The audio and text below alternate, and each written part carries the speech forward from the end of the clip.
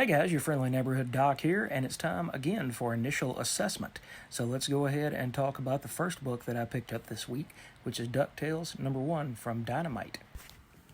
Okay, so this is DuckTales #1 by Brandon Montclair and art by Tommaso Ronda.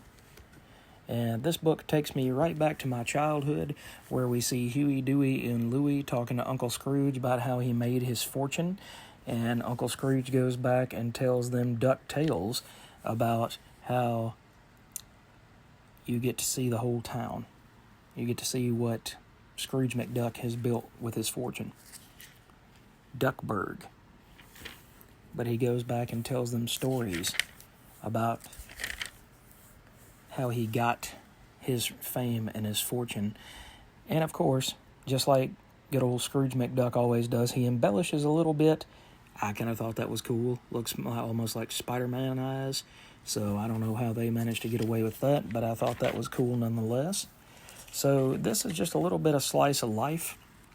If you grew up with DuckTales, the show, back in the 1980s, or you grew up reading the old Carl Barks DuckTales books from back in the day and Scrooge McDuck books, then you are absolutely going to love this. Dynamite didn't really hit it out of the park when they did the Thundercats reboot. I thought the first couple of issues were okay, but I dropped it after issue 4. But DuckTales, on the other hand, I'm really enjoying this book. And I think that if you grew up in the same time that I did, and you have that same affinity for these characters, that you can't go wrong by picking this book up. It's got multiple covers, and all of them are great. Let's see if it shows what the different covers look like. It might. Oh, it does. You can always count on Dynamite to do that. So you've got this different set. I got the cover C. So you see over these 3 pages, almost, that you have a ton of different covers that you could choose from. You've got some incentive covers for different shops. So definitely a good book to check out. I would recommend it over Gargoyles or Thundercats or any of the other Dynamite stuff. But I would definitely say that if you want to relive your childhood, take a dose of DuckTales and call me in the morning. All right, the second book is called The Fade. This is a boombox, so I think it's aimed more at teenagers and a younger crowd based on the artwork and things like that. But the gist of this is there is a new fad, I should say, amongst teenagers, and it's talking about the fade. And the fade is almost like a LSD trip. It's taking you away from reality and putting you in a different mindset, minus the drugs. So there's this girl, Jeannie, who at the first of the issue is trying to figure out how to get into the fade, how to put her mind right to get in there, because she feels like she needs to escape life. And just like music, like videos, like whatever that we use as coping mechanisms, going fishing, whatever it may be, this new generation is using the fade to kind of cope with society and what's going on. So this story really just kind of opens up and talks about not even really what the fade is, but other than an escape. But then towards the end, you get these mystical characters here, and you're trying to figure out how that fits in with these real world folks. And at the end of it, Percy, come on now.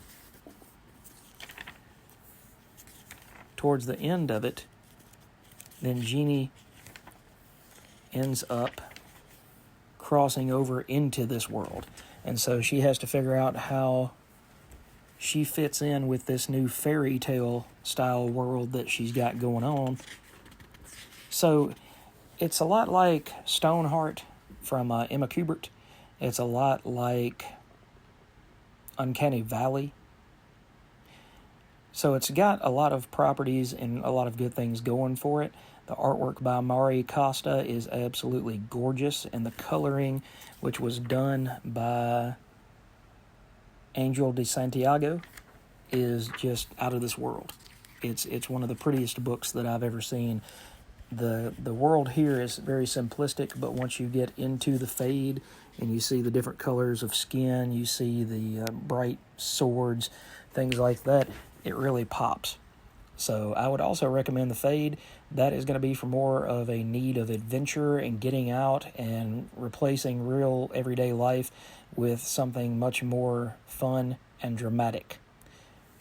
All right, and the last book I wanted to talk about today is FML by Kelly Sue DeConnick with art by David Lopez. And this is a story about a kind of a teenage grunge band in Portland. And so it's how they deal with one of their mothers being Patty Cake, who used to be a punk rock icon, and how life itself is worked out. It's a coming of age tale, I guess, for these characters as they try to figure out how to get through each and every day, just like teenagers do. They have struggles, they have all of this heartache that they sometimes bring upon themselves and sometimes life brings upon them. Meanwhile, Patty Cake's trying to hold it all together while watching a dog and one of her children get pulled into the principal's office. So it does have some strong language, but again, the colors on this book are absolutely gorgeous. The story is very, very strong as far as pulling you into this world where they're trying to build a band and they're trying to build themselves into something greater than what they are, singularly. So if you like stories about teenage angst, how to move from one section of life to another, then you're really going to like this. And I'm going to recommend it for people that are having trouble transitioning from one aspect of life to another. This might help you move forward through that and come out the other side as a better, more well-adjusted person. So 3 books this week, guys. I know that I'd been going kind of short on some of the other weeks, but all 3 of them were absolute bangers this week, and I can't recommend them enough. Even Percy recommends them because he keeps trying to attack them, and I'm not really sure what's up with that. What are you doing, Kitty? What are you doing? Why are you attacking my books?